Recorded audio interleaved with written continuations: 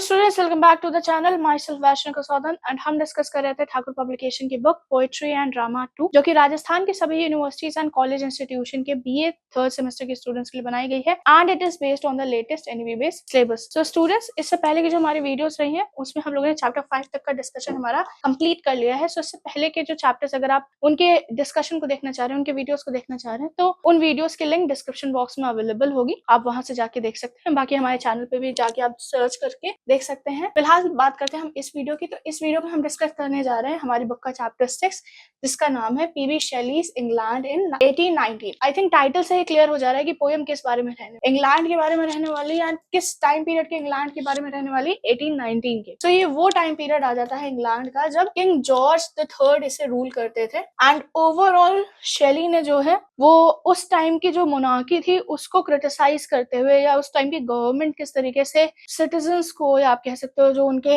Subjects थे उनको exploit कर रही थी, उन्हें ऑप्रेस कर रही थी, उसको लेके उन्होंने ये पोएम लिखी। इतना आप लोगों को समझ में आ गया। पोएम को डिटेल में डिस्कस करने से पहले हम जरा देख लेते हैं हमारे जो पोएट हैं पीबी शेली, उनके बारे में कुछ लाइंस। सो जब हम पीबी शेली की जब हम बात कर रहे होते हैं तो आपको हमेशा याद रखना चाहिए कि इनका नाम रोमांटिक पीरियड के साथ आता है। रोमांटिक पीरियड के साथ इनका नाम आता है एंड रोमांटिक पीरियड के हमारे जो लास्ट 2 पोएट्स थे वो भी इंक्लूड होते हैं। सबसे पहले आता है हमारे विलियम वर्ड्सवर्थ एंड उसके साथ आ जाता है एस.टी. कॉलरिज। ये सारे जो पोएट्स हैं ये सब रोमांटिक पीरियड के ही पोएट्स हैं, या आप कह सकते हो रोमांटिक पोएट हैं। इन्होंने ही throughout English literature romanticism को कंटिन्यू रखा था। पर्टिकुलरली जब हम पीबी शेली की बात करते हैं तो he was born on 4th August 1792 and he is celebrated as one of the most famous romantic poet of English literature. And इनकी जो सबसे खासियत, ये आप कह सकते हो कि हर राइटर का होता है कि वो कुछ ऐसा करता है जिसकी वजह से वो बाकी राइटर से अलग होता है। तो जब हम पीबी शेली की बात कर रहे होते हैं, ये बाकियों से इसलिए अलग है क्योंकि इनके जो व्यूज रहे हैं वो बहुत ही एक्सट्रीम रहे हैं, चाहे वो पॉलिटिक्स पे रहे, चाहे वो रिलीजन पे रहे, चाहे वो किसी सोशल इश्यूज पे रहे।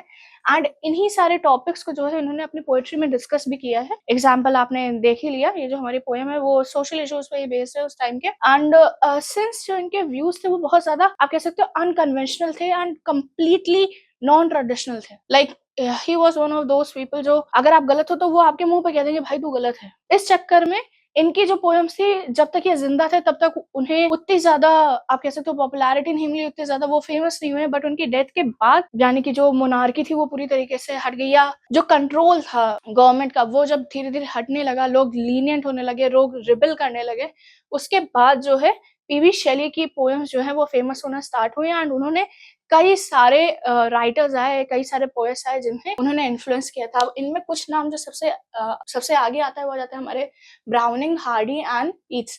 जब हम ब्राउनिंग की बात कर रहे हैं तो हम रॉबर्ट ब्राउनिंग की बात कर रहे हैं, एंड हार्डी की जब हम बात करते हैं तो हम थॉमस हार्डी की बात करते हैं यहाँ पे। एंड जब हम ईट्स की बात कर रहे हैं तो हम विलियम बटलर ईट्स यानी कि WB ईट्स की बात कर रहे हैं। ठीक है, ये सारे पोएट्स जो हैं ये आगे जाके 19th सेंचुरी की आप बात कर सकते हो, उस टाइम पीरियड के पोएट। सो इनका इन्फ्लुएंस आपको इसी तरीके से आगे भी देखने को मिलेगा।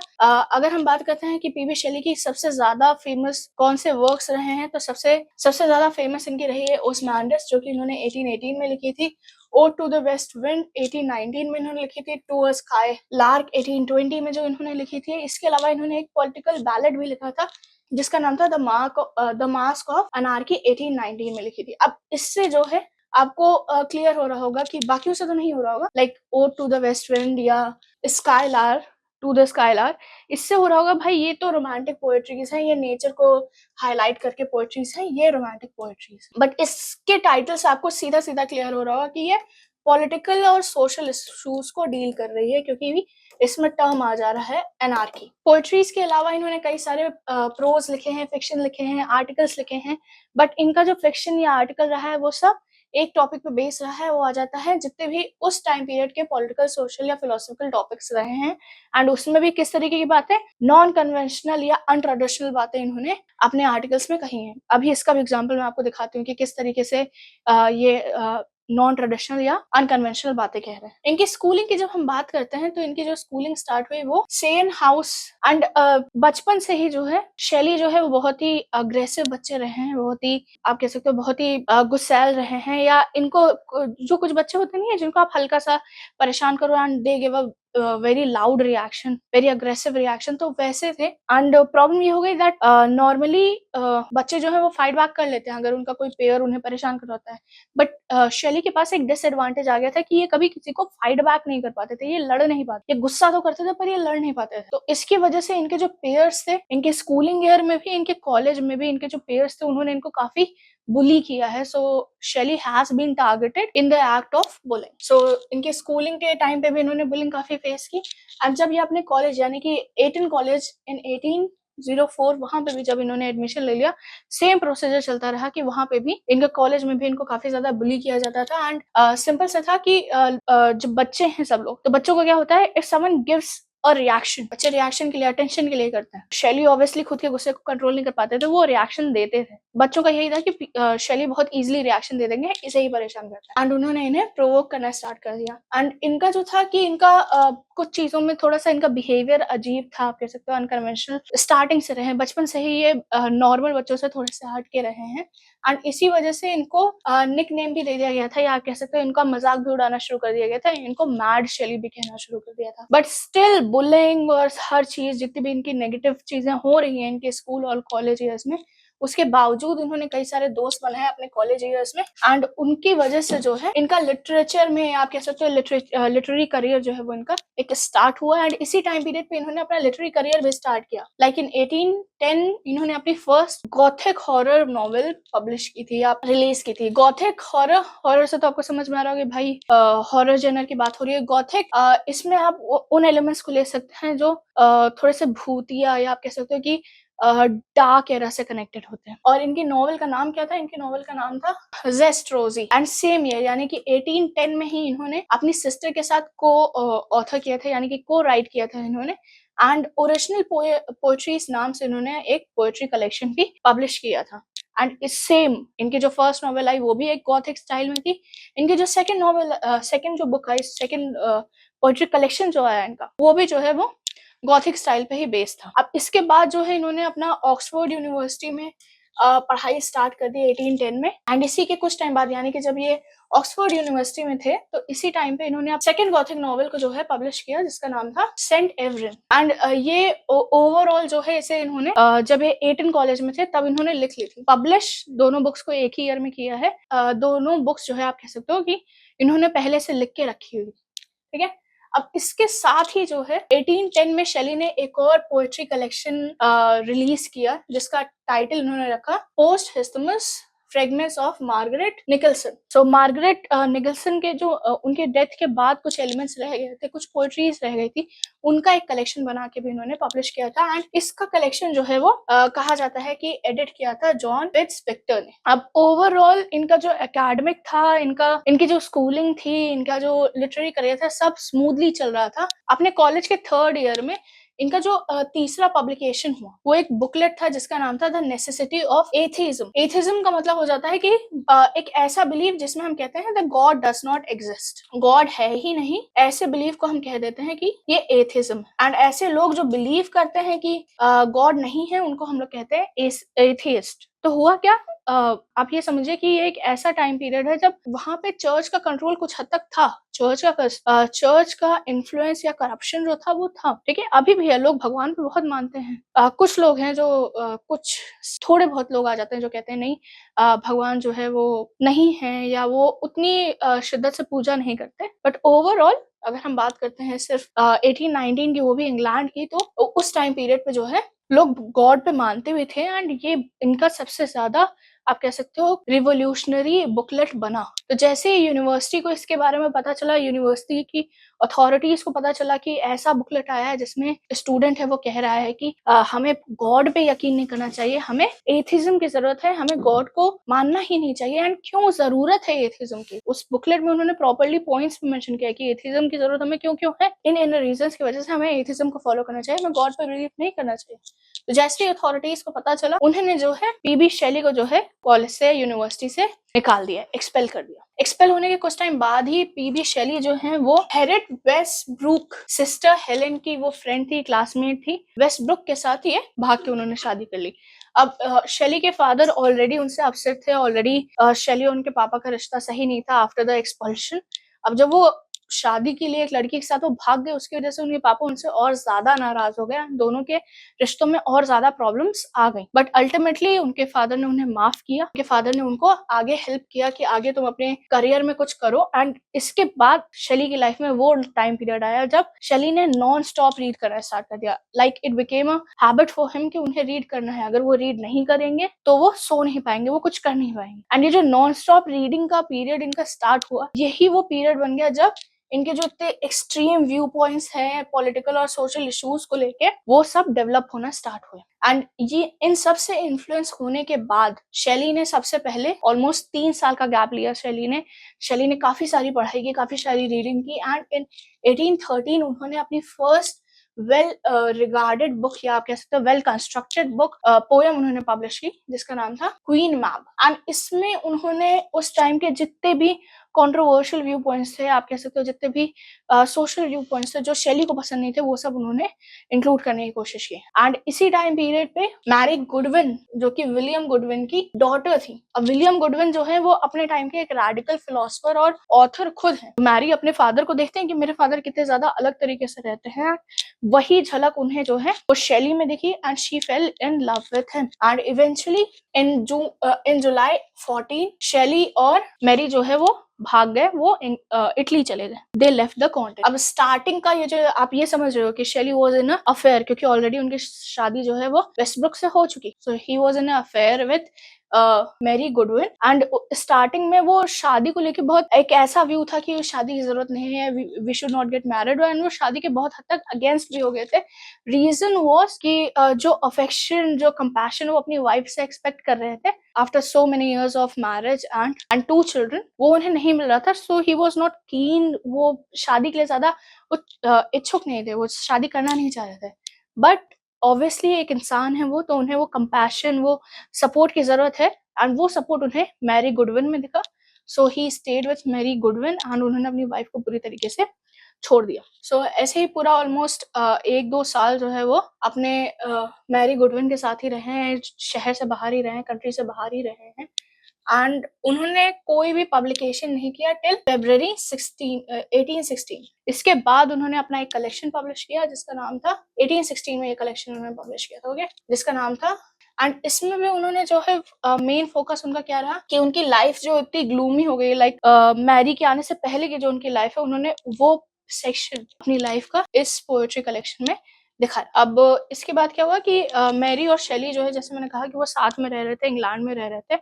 अब इसके बाद उन्होंने डिसाइड किया कि वो स्विट्जरलैंड कुछ टाइम तक जाएंगे, तो they went to Switzerland in May 1816। And Switzerland जाने के बाद उनकी मुलाकात हुई लॉर्ड बैरन से। एंड वहां पे शैली और लॉर्ड बैरन की काफी अच्छी दोस्ती हो गई। कुछ महीने तक ही वो दोनों साथ रहे, बट दोनों की काफी अच्छी दोस्ती हो गई। एंड दोनों का बहुत ज्यादा इन्फ्लुएंस एक दूसरे पे रहा है। एंड ये वही टाइम पीरियड बन गया जब मैरी ने जो है अपनी बुक फ्रैंकेनस्टाइन लिखी। ठीक है, मेरी शैली, अगर आप लोगों ने आगे पढ़ा हो कहीं पे, तो मेरी शैली के नाम से आप लोगों ने पढ़ा होगा। मेरी शैली ने जो है फ्रैंकेनस्टाइन लिखी है। तो मेरी शैली का ही मेडन नेम जो है वो Mary Godwin. She is the wife, और you can say mistress of, अभी तो वो मिस्ट्रेस, अभी उनकी शादी नहीं हुई। तो टिल दिस पॉइंट, यानी कि जब उन्होंने फ्रैंकेनस्टाइन लिखी थी तब वो उनकी मिस्ट्रेस थी। तो मैरी ने जो है फ्रैंकेनस्टाइन लिख दिया। एंड शैली के इन्फ्लुएंस से जो है लॉर्ड बैरन ने जो है अपनी पोएम का, लाइक कैंटो एक चीज होती है, कैंटो आप कह सकते हो जब हम पोएम को सेक्शन में डिवाइड करते हैं, कोई लेंदी पोएम हो उसको हम अलग अलग सेक्शन में डिवाइड कर रहे हैं, तो एक लेंदी सेक्शन को हम कैंटो बोलते हैं। तो उन्होंने अपनी पोएम चाइल्ड्स हेरल्ड्स पिलग्रिमेज, इसका 3rd एंड सबसे बड़ा कैंटो इन्होंने उस टाइम पीरियड पे लिखा था जब वो पीबी शैली के साथ स्विट्जरलैंड में थे। इसके बाद जो है अगस्त 1816 में शैली जो है वो इंग्लैंड फिर वापस आ गए, क्योंकि उन्हें कुछ फाइनेंशियल मैटर्स डील करने थे। एंड जैसे ही वो इंग्लैंड वापस आए हैं, उसी के कुछ टाइम बाद जो है मैरी की एक हाफ सिस्टर थी, यानी कि सौतेली बहन थी, जिनका नाम था फैनी हिमले। ठीक है, इन्होंने जो है सुसाइड कर लिया। लाइक उनकी, आप कह सकते हो कि सिस्टर इन लॉ ने सुसाइड कर लिया। एंड उसी के कुछ टाइम बाद जो है शैली की जो फर्स्ट वाइफ थी वेस्टब्रुक, ठीक है, उन्होंने भी सुसाइड अटेम्प्ट कर लिया। तो इसकी वजह से वो काफी ज्यादा अपसेट भी रहे कि उनकी फैमिली में या उनसे कनेक्टेड इतने सारे लोग जो हैं 2-3 लोगों ने सुसाइड कर लिया है। एंड इसके बाद उन्होंने कोशिश की कि जो बच्चों की कस्टडी है, लाइक वाइफ के पास थे दोनों बच्चे, तो उन्होंने कोशिश किया कि दोनों बच्चों की कस्टडी जो है वो पीबी शेली के पास आ जाए, एंड वो उन्हें नहीं मिली है। लॉर्ड चांसलर जो थे उस टाइम के उन्होंने मना कर दिया था, एंड रीजन यही था कि वो उनकी लाइफ में कोई फीमेल नहीं थी या बच्चों का ख्याल रखने के लिए कोई नहीं था। इसी रीजन के साथ जो है पीबी शेली ने जो है वो मैरी से शादी कर ली दिसंबर 29 1816 में, एंड उन्होंने अपने रिलेशनशिप को ऑफिशियल किया। एंड उसके बाद उन्हें उनके बच्चों की कस्टडी भी मिल गई, उनके बच्चे उनके साथ रहने लगे। एंड इसी के साथ जो है शेली ने अपनी लॉन्गेस्ट पोएम लिखी जिसका नाम था the revolt of Islam. And इसमें जो भी पॉइंट्स उन्होंने क्वीन सैब पोएम में दिखाए थे, सोशल बिलीफ्स के जो भी पॉइंट्स उन्होंने शोकेस किए थे, उनको दोबारा रिवोल्ट ऑफ इस्लाम में उन्होंने फिर से मेंशन किया। इसके बाद फिर 1818 में जो है शेली इटली चले गए, एंड वहां से वो काफी टाइम तक वापस नहीं आए। इटली में वो काफी टाइम तक रहे, एंड वहां पे उन्होंने रीड और ट्रांसलेट करना शुरू कर दिया प्लेटो की सिंपोजियम। प्लेटो एंशिएंट ग्रीक फिलोसफर है, एंड जो लोग फिलोसफी पढ़ रहे हैं या इंग्लिश में ही आप लोगों ने कई बार इनका नाम सुना होगा। इन्हीं की बुक थी सिंपोजियम, जो कि ग्रीक लैंग्वेज में लिखी गई थी। एंड शेली हो गए, और भी बहुत सारे राइटर्स हो गए, लाइक विलियम कूपर हो गए, अलेक्जेंडर पोप हो गए। ये सब जो है ग्रीक के जो फिलोसफर्स हैं उनके टेक्स्ट को इंग्लिश में ट्रांसलेट करने का भी काम करते थे, एंड वही काम शेली ने भी किया था। एंड यही वो टाइम पीरियड आ जाता है जब शेली की जो फैमिली थी, ठीक है, उन्होंने एक बहुत ही टेरिबल लॉस झेला। हुआ क्या कि उनकी ये लोग जा रहे थे वेनिस एक ट्रिप पे। शेली का प्लान था कि वो अपनी फैमिली को लेके वेनिस जाएंगे। वेनिस इटली में ही एक सिटी है, ठीक है। एंड इस ट्रैवल के दौरान जो है उनकी जो डॉटर है क्लारा, उसकी डेथ हो जाती है। एंड डॉटर की डेथ के बाद जो है शेली और मैरी के बीच में बहुत ज्यादा लड़ाइयाँ शुरू हो जाती हैं, बिकॉज मैरी जो है वो मानती हैं, बिलीव करती हैं कि उनकी बेटी की जो डेथ हुई है वो शेली की वजह से हुई है, क्योंकि वेनिस जाने का जो प्लान था वो शेली का था। सो दोनों के बीच में काफी ज्यादा लड़ाइयाँ हुई हैं, बहुत ज्यादा कॉन्फ्लिक्ट्स हुए हैं। एंड इसी कॉन्फ्लिक्ट को जो है शेली ने अपनी जूलियन एंड मेडालो में दिखाई है, जो कि उन्होंने 1818 में पब्लिश भी की थी। इसके बाद शेली जो है रोम चले गए थे अपनी फैमिली से दूर, ठीक है। एंड वहां पे वो मार्च 1819 से जुलाई 1819 तक रहे हैं। पूरा विंटर उन्होंने स्पेंड किया है। इसके बाद जो विंटर्स है यानी कि 1818 और 1819 का, वो उन्होंने नेपल्स में बिताया है। एंड 1819 जो है वो शेली के लिए एक मिरेकल की तरह साबित हो गई, क्योंकि इस टाइम पीरियड पे उन्होंने कई सारे जो उनके अधूरे काम थे वो उन्होंने पूरे किए। सबसे पहले उन्होंने अपनी पोएम द प्रोमेथियस अनबाउंड, ये उन्होंने पब्लिश कर ली, खत्म कर ली थी। इसके बाद जो है इन्होंने द सेंसी लिखी। ये एक प्ले था जो कि शोकेस कर रहा था कि ह्यूमंस जो है वो कितने ज्यादा विकेड हो सकते हैं, कितने ज्यादा खराब हो सकते हैं। एंड आप कह सकते हो कि माना जाता है या आर्ग्यू किया जाता है कि ये प्ले यानी कि द सेंसी जो है वो रोमांटिक पीरियड का सबसे बेस्ट प्ले है। इसके बाद इन्होंने जो है एक पैम्फलेट भी लिखा, एक पॉलिटिकल पैम्फलेट भी लिखा जिसका नाम था अ फिलोसफिकल व्यू ऑफ रिफॉर्म। अब इसमें उन्होंने उस टाइम के जितने भी पॉलिटिकल रिफॉर्म्स चल रहे थे उनको लेके पूरा एक ब्रीफ डिस्कशन किया। इसकी वजह से जो है इंग्लैंड में कई सारे रिफॉर्म्स नए आए, एंड इंग्लैंड जो है वो बहुत ज्यादा पॉलिटिकली रिफॉर्म्ड होने लगा। तो इस पैम्फलेट का बहुत ज्यादा इन्फ्लुएंस लोगों में रहा है। सेंसी की जब हम बात करते हैं तो सेंसी शेली की सबसे लेंदी पोएम में से रही है। एंड इसके अलावा जो है इन्होंने आप कह सकते हो सेंसी को उन्होंने टुकड़ों टुकड़ों में लिखा है। लाइक उन्होंने कुछ 100 लाइन्स कहीं और लिख ली, कुछ 100 लाइन्स किसी और सिटी में लिख ली। इस तरीके से उन्होंने पूरा उसको कंप्लीट किया था। Overall by the end of his life, या आप कह सकते हो कि जब उनकी काफी ज्यादा एज हो गई थी, तब तक शेली जो है वो अपनी लाइफ से एक तरीके का सेटिस्फैक्शन उन्हें मिल चुका था। भले ही वो इंसानों से नफरत करते थे या वो डिस्गस्टेड फील करते थे इंसानों से, बट वो अपनी लाइफ से कंटेंट थे कि जो भी उन्होंने अपनी लाइफ में अचीव किया, जो भी उनकी लाइफ में चीजें हुई हैं, he was happy with it. And इसी के साथ जो है उन्होंने डिसाइड किया था कि वो एक, एंड इसी वजह से वो लोगों से थोड़ा सा दूर भी जाना चाह रहे थे। एंड इनकी लाइफ में एक आयरॉनिकल बात हुई है, ये लोगों से दूर जाना चाह रहे थे, जिसके लिए ये एक बोट से जाते हैं।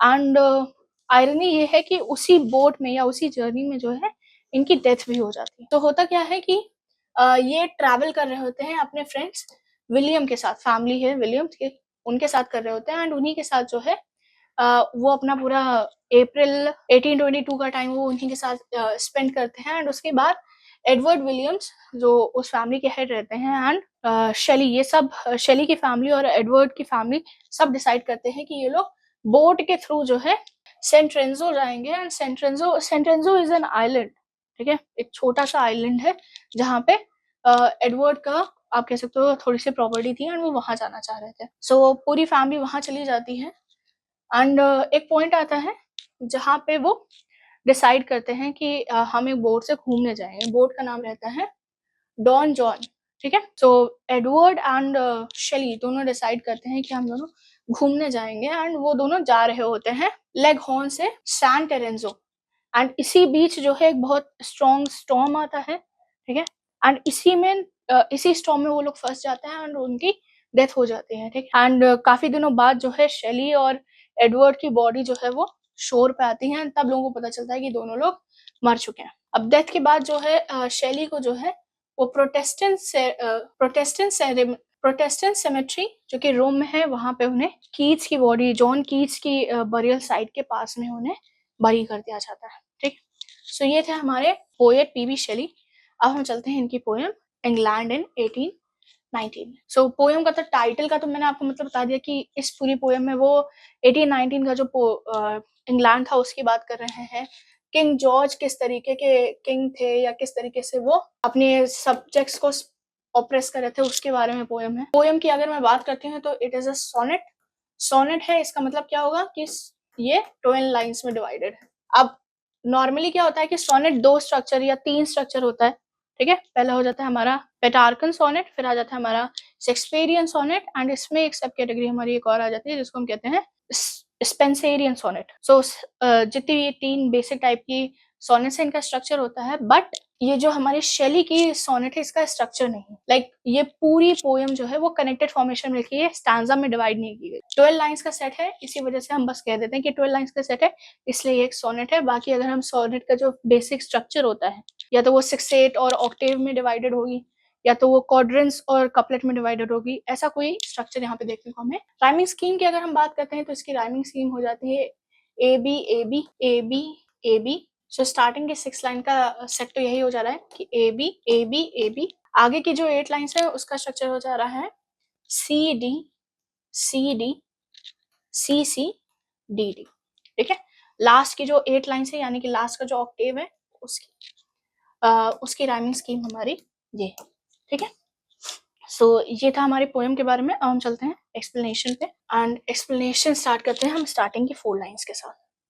So starting की 4 lines है and old man blind despised and dying king, princes that drag of their dull race who flow through public's crown, mug from a muddy spring, rulers who neither see nor feel nor know. So ये तो clear हो गया कि ये king George third की बात कर रहे हैं एंड किंग जॉर्ज थर्ड ये वो टाइम पीरियड आ गया है जब किंग जॉर्ज थर्ड बहुत ज्यादा ओल्ड हो चुके हैं, ठीक है।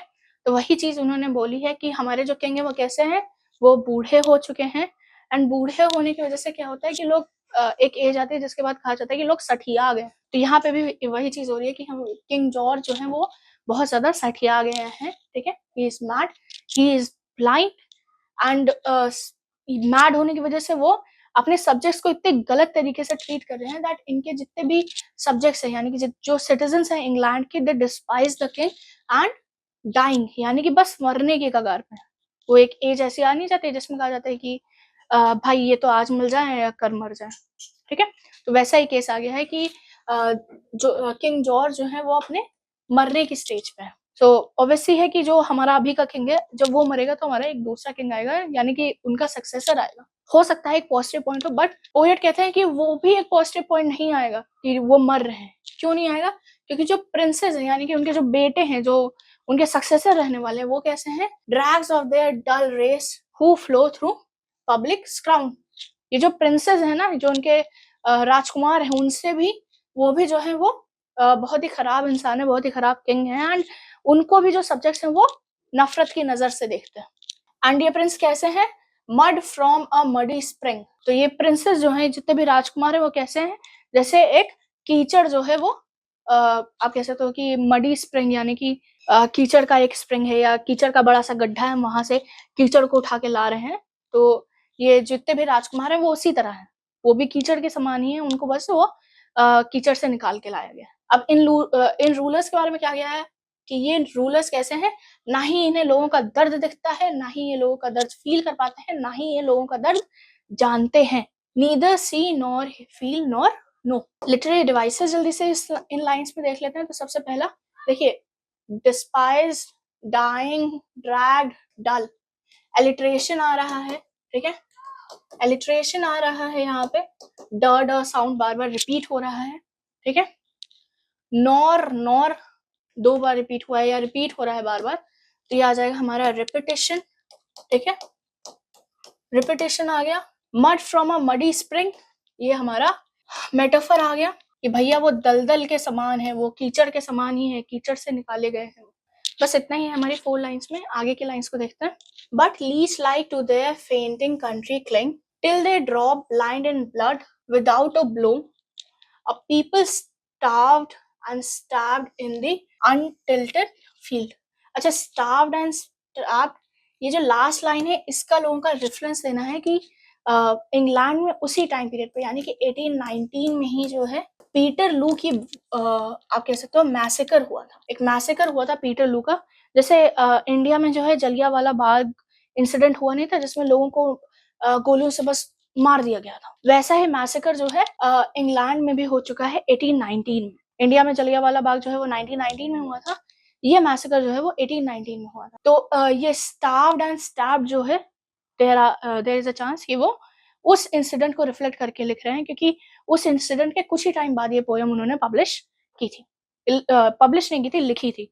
ये इस पोएम के साथ एक चीज रही है कि इसे उन्होंने 1819 में लिख तो दिया था, पर ये इतनी ज्यादा किंग की बुराई कर रहे हैं या किंग के बारे में इतना ज्यादा बोल रहे हैं, इतना डायरेक्ट बोल रहे हैं कि कोई भी उस टाइम पीरियड पे पब्लिश करने के लिए तैयार नहीं था।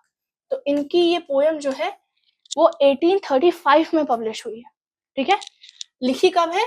1819 में लिखी है, पब्लिश कब हुई है? वो 1835 में पब्लिश हुई है, ये बात आप याद रखिए। एक्सप्लेनेशन जल्दी से देख लेते। But like leech to their fainting country cling, like a leech, leech क्या होता है? लीच भूंगा होता है। लाइक अगर वो हमारे किसी भी बॉडी पार्ट पे चिपक जाता है तो वो हमारा खून चूसने लगता है, ठीक है। तो ये प्रिंस कैसे हैं? ये प्रिंस ऐसे हैं कि ये अपनी कंट्री से चिपके हुए हैं और जो कंट्री के इनके सब्जेक्ट्स हैं, जो इनकी कंट्री के लोग हैं, ये इन्हीं का खून चूस रहे हैं, इन्हीं के कंट्री का लोग खून जो है वो चूस रहे हैं, और ये ड्रॉप बाय ड्रॉप ये चूसे जा रहे हैं। इन्हें अपनी सब्जेक्ट से कोई मतलब नहीं है, पूरी तरीके से अंधे हुए हैं खून को पाने के चक्कर में, ठीक है। जैसे लीचेस का क्या होता है, वो तब तक आपका खून चूसते रहेंगे जब तक आपकी बॉडी में एक भी बूंद खून बचा है या फिर आप उनको खींच के अपने बॉडी से अलग नहीं कर देते। तो वैसे ही इन रूलर्स का भी क्या है, ये लीच की तरह है, कंट्री से चिपके हुए हैं, सब्जेक्ट से चिपके हुए हैं, एंड ये सब्जेक्ट्स का खून तब तक पीते रहेंगे जब तक कंट्री के पास या सब्जेक्ट्स के पास खून है, ठीक है। एंड वो कंटिन्यूसली उसे पीते रहेंगे। और क्या हो रहा है कि लोग क्या हो रहे हैं, लोग जो है वो भूखे मर रहे हैं, एंड उन्हें लाइक दे आर स्टार्व्ड, यानी कि वो भूखे हैं एंड उन्हें स्टैब भी किया जा रहा है, उन्हें मार भी दिया जा रहा है अगर वो गवर्नमेंट के अगेंस्ट, मोनार्की के अगेंस्ट कुछ बोलने की कोशिश कर भी रहे हैं तो उन्हें बिना किसी वजह के मार दिया जा रहा है, ठीक। इतनी बात वो इन 3 लाइंस में कह रहे हैं। लिटरेरी डिवाइसेस देखिए, स साउंड रिपीट हो रहा है, एलिट्रेशन फिर से आ गया। एलिट्रेशन आपको याद कर लेना चाहिए कि कहीं पे भी कोई कॉन्सोनेंट साउंड रिपीट हो रहा है तो एलिट्रेशन है। यहाँ पे ब साउंड रिपीट हो रहा है, ठीक है। ब्लड, ब्लाइंड, ब्लड, ब्लो, ठीक है, ये भी एलिट्रेशन है। स्टैब्ड एंड स्टार्व्ड, ये भी एलिट्रेशन है, सा साउंड रिपीट हो रहा है। लीच लाइक, ये आपका सिमली है, लाइक लिखा हुआ है तो सीधा सीधा कनेक्शन आ गया कि ये सिमली है भैया। चलिए इस लाइन में इतने ही है, आगे की लाइंस देखते हैं। ये आ जाता है हमारा लास्ट ऑक्टेव, लास्ट की 6 lines, okay. An army whose liberticide and prey makes as a two-edged sword to all who wield golden and sanguine laws which tempt and slay, religious, Christless, godless, a book sealed, a senate time's worst status unrepelled, are graves from which a glorious phantom may burst to illumine our tempestuous day. पहले ये 4 lines ले रहा है या 2 ही lines पहले लेते हैं, पहले ये 2 लाइन्स लेते हैं, ठीक है। तो इन 2 लाइन्स में वो अपनी कंट्री की आर्मी के बारे में बात कर रहे हैं, मिलिट्री के बारे में बात कर रहे हैं। और मिलिट्री का क्या कहना है, मिलिट्री के बारे में ये कह रहे हैं कि हमारी जो मिलिट्री है वो 2 एजेड स्वॉर्ड की तरह है, ठीक है। 2 एजेड स्वॉर्ड, हिंदी में हम इसको कहते हैं 2 धारी तलवार। तो 2 धारी तलवार का क्या होता है कि जो भी उसे वील्ड कर रहा होता है, यानी कि जो भी उसे यूज कर रहा होता है, वो उसे भी चोट पहुंचा सकती है अगर सही से यूज ना किया जाए। तो वैसे ही इंग्लैंड की जो उस टाइम की आर्मी बन गई है वो 2 धारी तलवार की तरह हो गई है।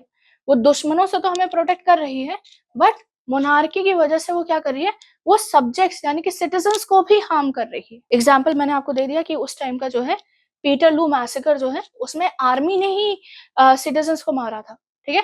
तो इस तरीके से जो आर्मी है वो देश को आजाद तो रख रही है, पर देश को ही वो अपना शिकार बना रही है। यहाँ पे ये आपको बात क्लियर हो गई होगी। लिब्रेसाइड भी कंट्री है और प्रे भी कंट्री है, ओके। तो ये 2 लाइन्स आपको होपफुली आपको क्लियर हो गई। थर्ड लाइन में जो है इन्होंने, आप कह सकते हो कि उस टाइम के जस्टिस या जुडिशरी जो सिस्टम था उसकी बात की है। तो उसमें उनका कहना है कि ये जो लॉ बने हैं बहुत अच्छे लॉ बने हैं, बहुत प्यारे लॉ बने हैं, पर इन लॉ की वजह से क्या हो रहा है कि ये हमारे भले के लिए बने हैं, बट ये हमें ही मार रहे हैं। ये लॉ जो है, जितने भी लॉज बने हैं वो हमें ही नुकसान पहुंचा रहे हैं। कुछ हद तक लॉज हमारे लिए अच्छे हैं, बट कुछ लॉज ऐसे भी हैं जो हमें नुकसान पहुंचा रहे हैं। पीटरलू मैसेकर में यही चीज हुआ था कि लॉ था कि बहुत सारे लोग एक साथ नहीं होंगे, वहां पे जो है बहुत सारे लोग एक साथ आ गए। तो क्या हुआ, पीटरलू मैसेकर तो क्या हुआ, पीटरलू मैसेकर अगर कर गया, ठीक। सो लॉ बनाया है, अच्छा बनाया है, बट वो हमें ही नुकसान कर रहा है, अगेन वो कंट्री को ही खराब और करता जा रहा है। थर्ड लाइन या फोर्थ लाइन जो है, इसमें उन्होंने उस टाइम का जो रिलीजन था या उस टाइम का जो चर्च था उसकी बात की। अब इसमें उनका कहना है कि रिलीजन जो है या चर्च जो है वो क्राइस्टलेस हो रहा है, गॉडलेस हो रहा है। मतलब रिलीजन तो है, बट वो भगवान के बिना है, भगवान के नियमों के बिना है। जो मॉरल वैल्यूज, जो रिलीजियस वैल्यूज एक चर्च के इंसान में होने चाहिए या एक रिलीजियस इंसान में होने चाहिए, वो सारे मॉरल वैल्यूज किसी के अंदर नहीं रह गए हैं। एंड बाइबल जो है उसे बंद करके एक किताब की तरह बंद करके फेंक दिया गया है या रख दिया गया है, सील्ड है वो कम्प्लीटली। एंड उसमें जो रूल्स लिखे हुए हैं या आप कह सकते हो उसमें जो टीचिंग्स लिखी हुई हैं, there is no one to teach those teaching. कोई भी ऐसा इंसान नहीं है जो उन टीचिंग्स को फॉलो करता हो एंड उन टीचिंग्स को वो सिखा सके आगे। नेक्स्ट लाइन में ये सिंपल सा कह रहे हैं कि अब ये ऐसा समय आ चुका है जो इंग्लैंड के लिए सबसे खराब समय है, इससे खराब कोई समय नहीं हो सकता। ये अब तक का सबसे खराब समय है इंग्लैंड के लिए। लास्ट 2 लाइन्स में, अच्छा सोनेट, जितने भी सोनेट्स होते हैं उनकी एक खास बात होती है कि भले ही ऊपर की जो 12 लाइन्स है उसमें प्रॉब्लम को डिस्कस किया जा रहा है, नेगेटिव चीजों के बारे में बात की जा रही है, बट लास्ट की 2 लाइन्स, लास्ट के जो 2 कपलेट्स होंगे ना, उसमें हमेशा एक पॉजिटिव नोट पे चीजों को एंड किया जाएगा। कोई सोल्यूशन, कुछ अगर कोई प्रॉब्लम डिस्कस की जा रही है तो कोई सोल्यूशन के साथ एंड किया जाएगा। अगर सोल्यूशन नहीं है तो एक होपफुल स्पिरिट के साथ एंड किया जाएगा, बट एक पॉजिटिव नोट पे सोनेट एंड होगी, ठीक है। मोस्ट केसेस में सोनेट्स जो है वो पॉजिटिव एंड खत्म होती है। तो यहाँ पे वो क्या कह रहे हैं, are graves from which a glorious phantom में। तो अब क्या होगा कि इतना सारा बुराई आ चुकी है इंग्लैंड में, इतनी सारी चीजें गलत हो चुकी हैं इंग्लैंड में कि अब क्या होगा, इन बुराइयों का जो ग्रेव है, ठीक है, इन बुराइयों का जो कब्र है, उसमें से एक फैंटम, भूत को कहते हैं, ठीक है, उसमें से एक फैंटम निकलेगा, एक ग्लोरियस फैंटम निकलेगा, एक भूत मतलब इन ग्रेव्स को तोड़ते हुए निकलेगा। एंड वो क्या करेगा, वो फैंटम क्या करेगा, फैंटम भी नहीं, वो कहना चाह रहे कि एक ऐसा इंसान आएगा या ऐसे लोग आएंगे आगे के फ्यूचर में जो इंग्लैंड को उसके डार्केस्ट टाइम से बाहर निकालेंगे। ये जो जितना भी करप्शन, जितनी भी नेगेटिविटी इंग्लैंड में उस टाइम पे, उससे उसे बाहर निकालेंगे, ठीक है। तो ये फैंटम क्या करेगा, ल्यूमिनेट करेगा एंड उनके दिन को जो है वो खुशनुमा या अच्छे दिन उनके वापस लाएगा, ठीक है। इतना आप लोगों को समझ में आ गया। अब जरा जल्दी से लिटरेरी डिवाइसेस देख लेते हैं।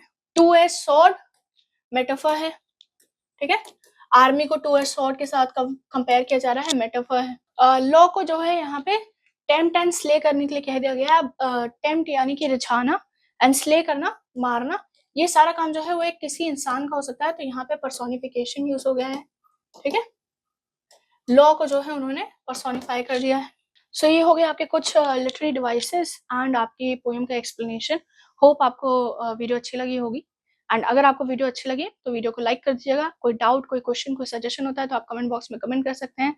चैनल को सब्सक्राइब कर लीजिएगा क्योंकि अभी आपका पूरा कोर्स कंप्लीट नहीं हुआ है। एंड अगर आप ये बुक परचेज करना चाहते हैं तो इस बुक को आप हमारी ऑफिशियल वेबसाइट से, अमेज़न से, फ्लिपकार्ट से परचेज कर सकते हैं।